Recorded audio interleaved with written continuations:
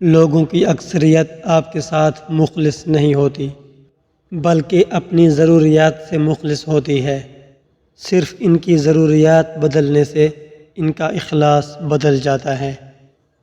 ہر چیز کا صدقہ ہوتا ہے، عقل کا صدقہ یہ ہے کہ جاہل کی بات کو برداشت کرو۔ جو مل رہا ہے تمہارے لیے بہتر ہے، تم نہیں جانتے لیکن دینے والا خوب جانتا ہے۔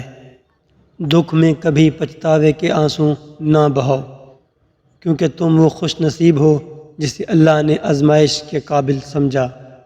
ایک طرف تو نفرت ہے جو چند لمحوں میں محسوس کر لی جاتی ہے، دوسری طرف محبت ہے جس کا یقین دلانے میں ہی زندگیاں گزر جاتی ہیں۔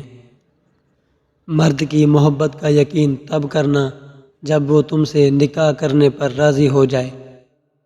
مرد سے اس کا وقت مانگو، اگر وہ دے دے تو سمجھ جانا کہ وہ واقعی تمہیں دل سے محبت کرتا ہے۔